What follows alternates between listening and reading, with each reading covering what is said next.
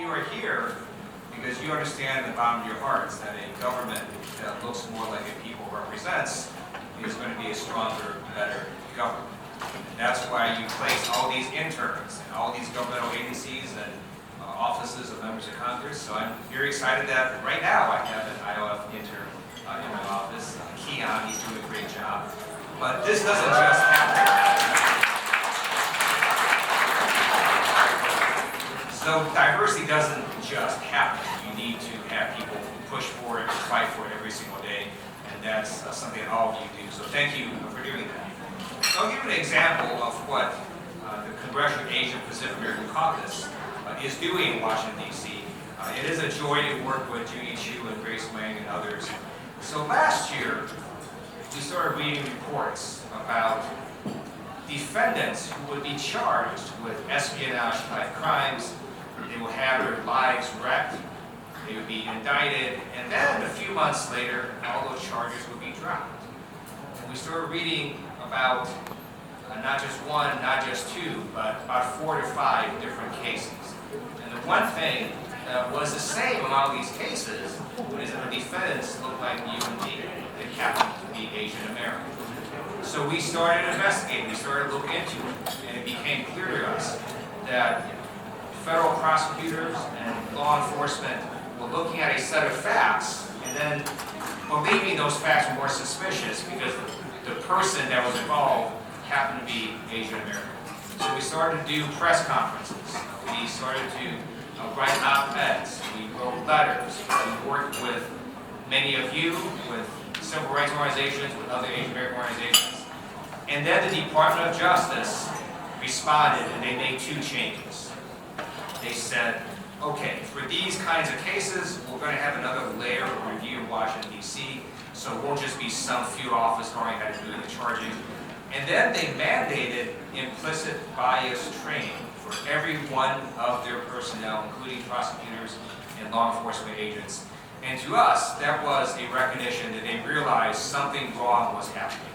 That it can't be that all of a sudden they're indicting all these defendants and then dropping the charges. There must be some sort of unconscious or conscious discrimination happening. So those changes happened because the community pushed for it, because members of Congress, KPAC, initiated it. Is it possible that non-Asian American members of Congress would have done the same thing?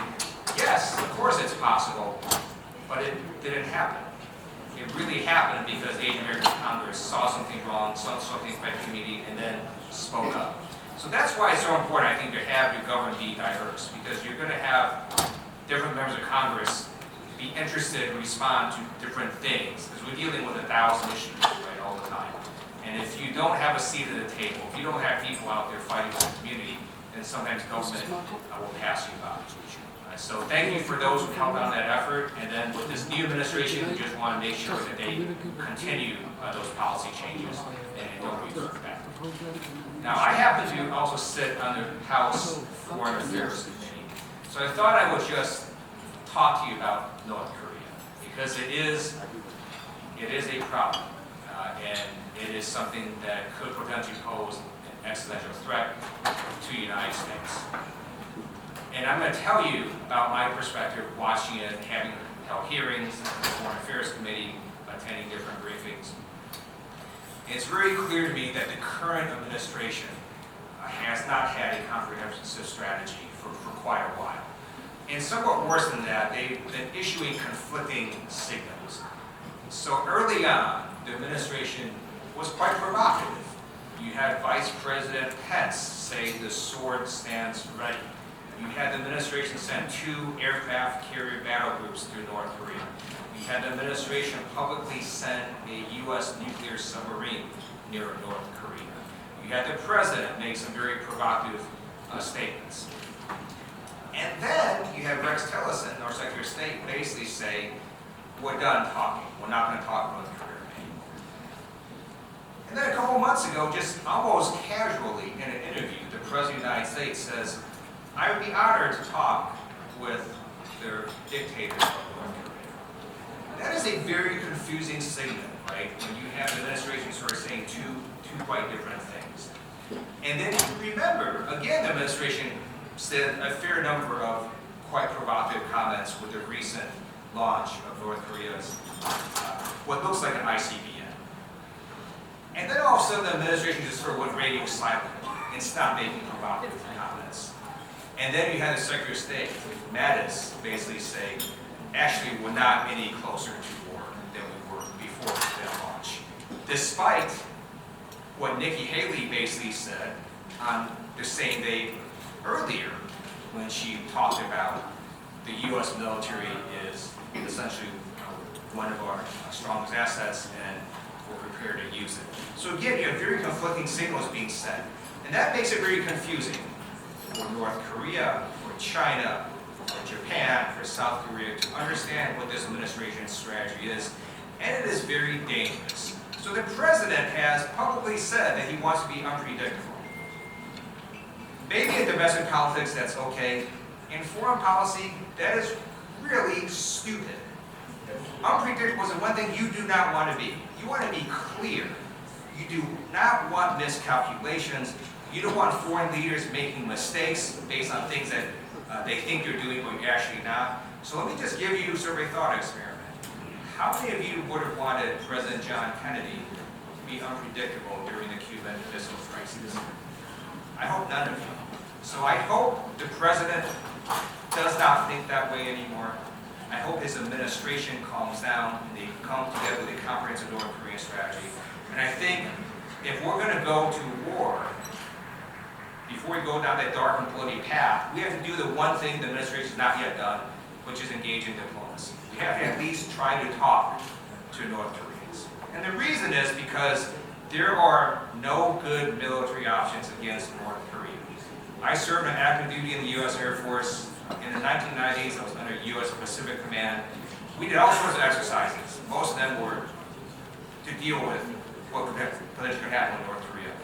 And there were zero good military options then. There were zero good military options now. It is not a country you can strike with 59 cruise missiles and then ignore.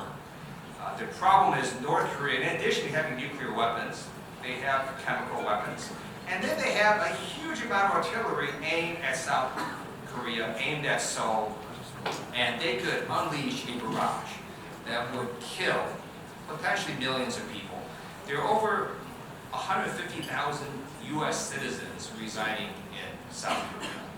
Millions of Koreans on the Korean Peninsula. So any conflict could potentially escalate out of control, cause millions of deaths, and there are, again, no good military options for the U.S. So before we engage in thinking of even doing anything remotely close to that, we need to do diplomacy first. So that's what I've been trying to push. And hopefully we'll see that happen. I'm very pleased that South Korea recently announced they're going to try to engage in talks with North Korea. I think at the very least we've got to try that because military conflict would simply be an unmitigated disaster.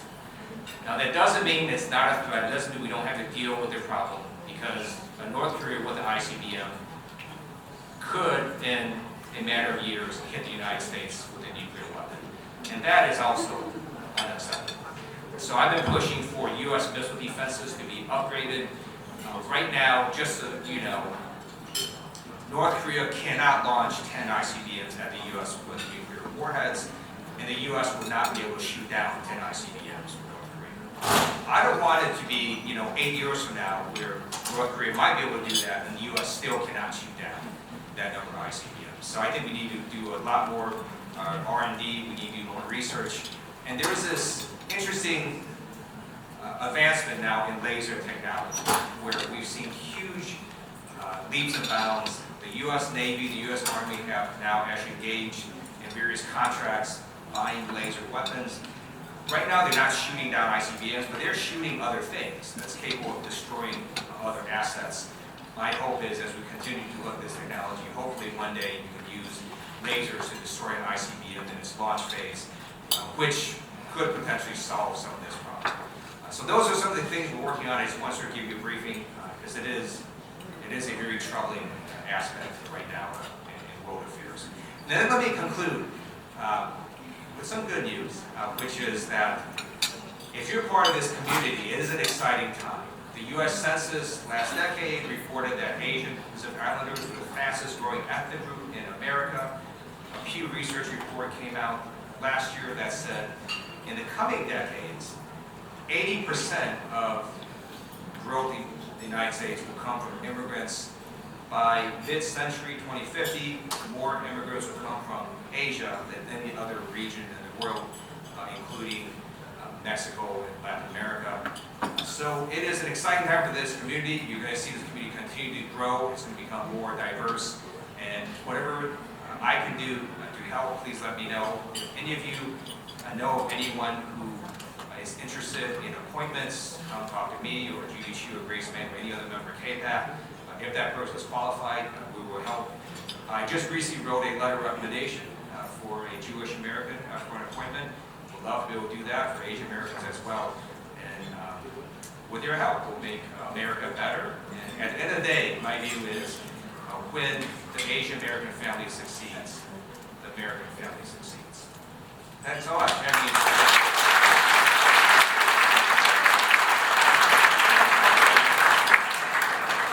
God, we're Asian, we need to vote.